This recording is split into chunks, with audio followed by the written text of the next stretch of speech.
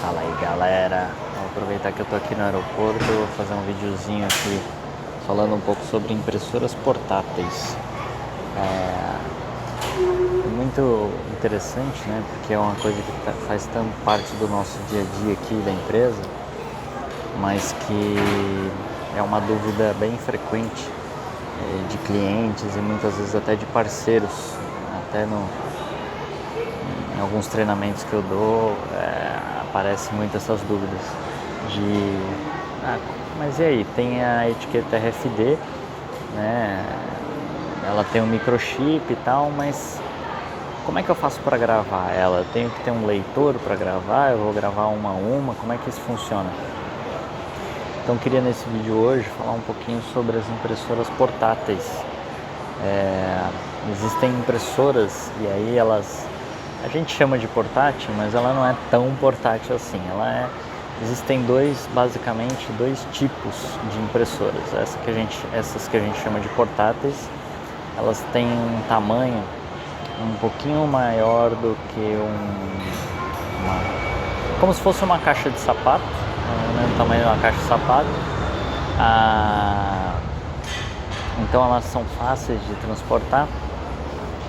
E aí as impressoras, elas têm um módulo de gravação de tags RFD. Esse módulo é acoplado a elas. Então tem modelos de impressoras específicas que tem esse módulo. Algum tempo atrás você podia acoplar esses módulos à impressora, comprar um módulo à parte. Mas hoje normalmente você já compra a impressora com RFD pronta, que a gente chama, RFID Ready. Isso falando das etiquetas UHF, né?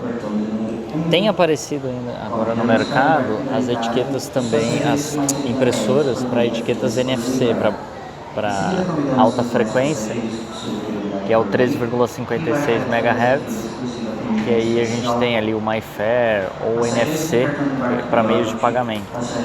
Mas ainda não são muito comuns não.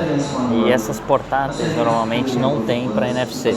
Aí já são os outros tipos de impressora, que são as impressoras industriais. Então,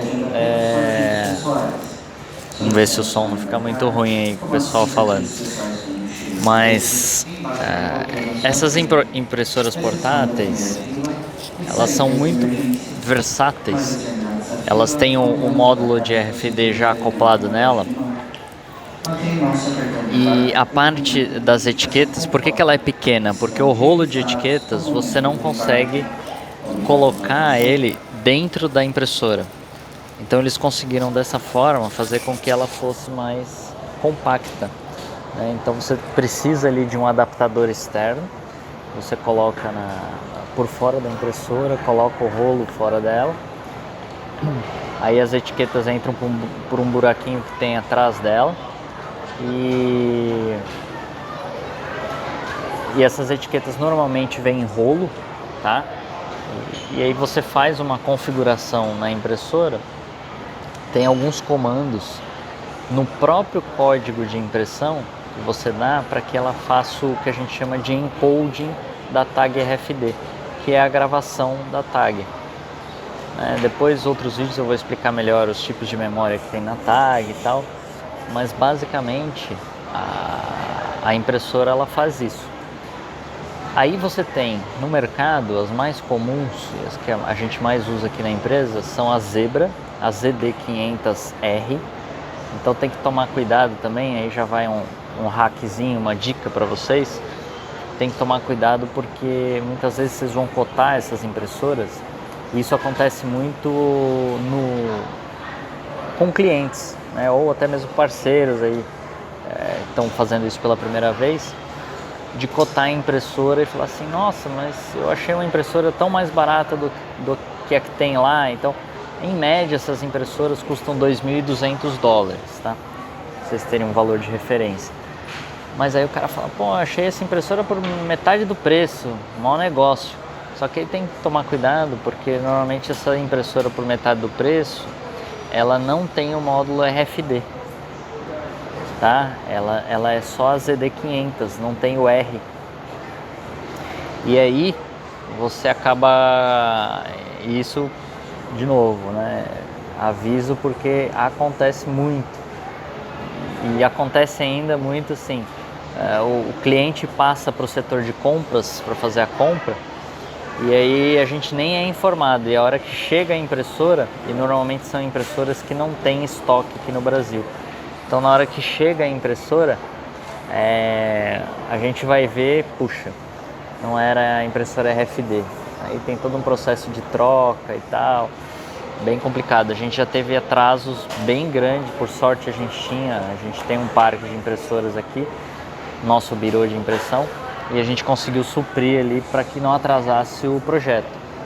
Mas já aconteceu da gente ter que adiar implantações aí por conta desse erro na compra. Então tem que atentar lá para ver se a impressora tem o Rzinho na hora que vocês forem fazer a compra, tá?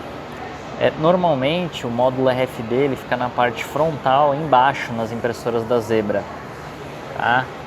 Outra impressora que a gente usa, que é um pouco mais barata, mas também é um pouco mais difícil de fazer a calibração e de operar ela, é a Intermec, modelo PC43T. Ambas são impressoras que a gente tem usado aqui, tem ido muito bem, a parte de durabilidade, essa questão são bem compatíveis. É mais a questão de configuração mesmo, que a Zebra é mais tranquila. Ambas aceitam a linguagem ZPL. A linguagem ZPL é a linguagem padrão de programação da Zebra. Então você programa ali no código, aí você pode enviar esse código como um arquivo texto para a impressora e ela imprime o que você codificou ali. E aí, para imprimir o RFD, basta colocar um comando a mais. É uma linha de comando, que é o asterisco não, é o til, né? Não, caramba, circunflexo. É o circunflexo RFW. E aí você programa ali se você quer gravar em decimal ou em hexadecimal.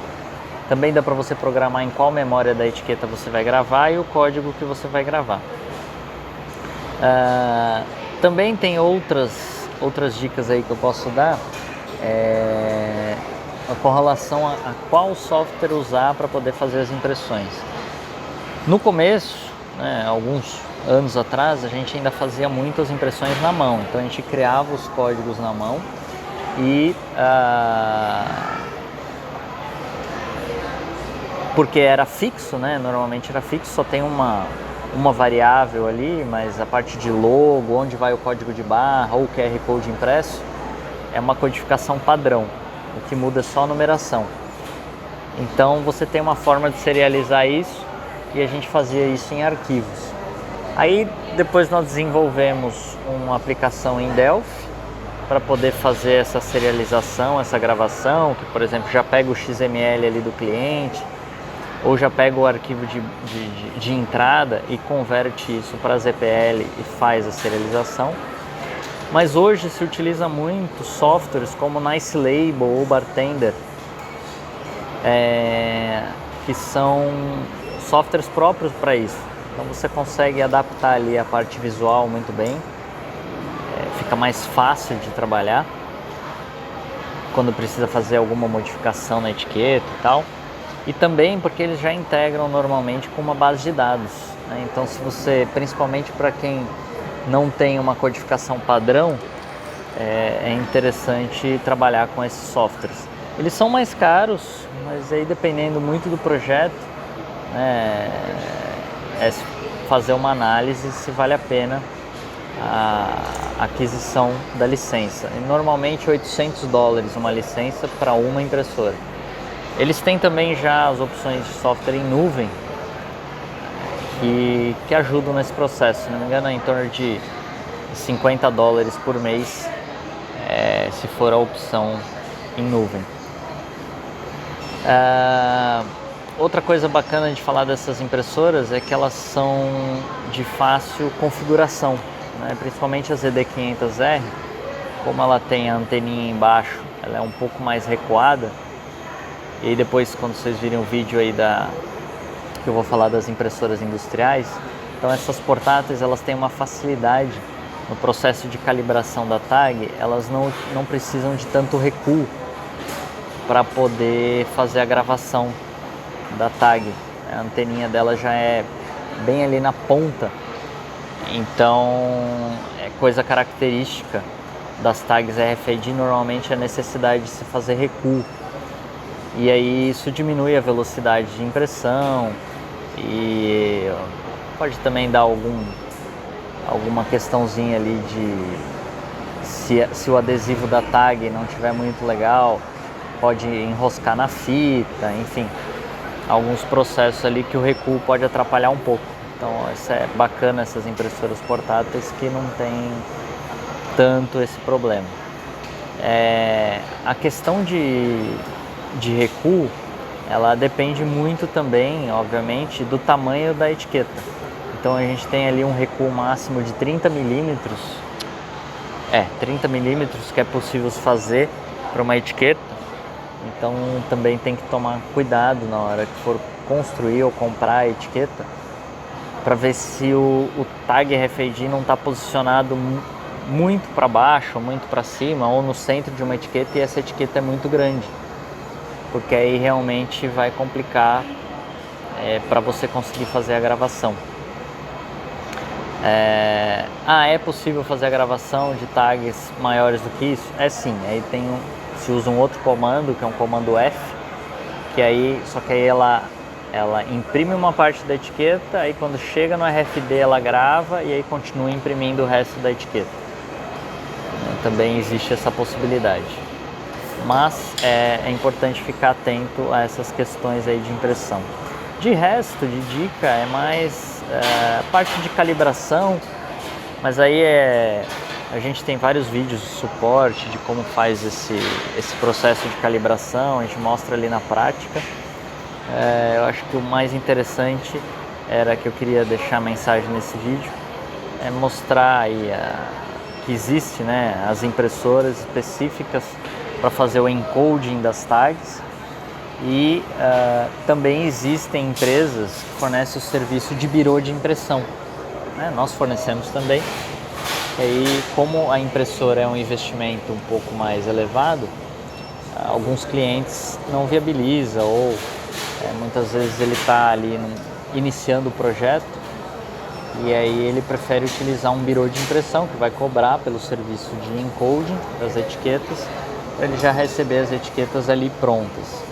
É óbvio que todo o processo que você agrega ali na empresa é um processo a mais para você criar procedimentos, cuidar dele, né? Então, efetivamente, se a empresa internaliza esse processo, tem ali que ter um aprendizado, né? De como trocar o ribbon, o que acontece quando a etiqueta está queimada, assim, não falei das etiquetas void. Então essas impressoras, elas também identificam se o chip está bom, se está ruim, se foi gravado corretamente. E aí quando o chip está queimado, ou seja, a etiqueta não está funcionando legal, ela sai com uma marca void, ou seja, ela já marca as etiquetas que não estão boas. Então também é bem bacana esse processo de automatização do encoding, por conta dessa marcação já das bad tags, né, as tags que estão ruins. Acho que é isso, essa mensagem que eu queria passar, dar essa dica aí para vocês sobre as impressoras, e vamos nessa.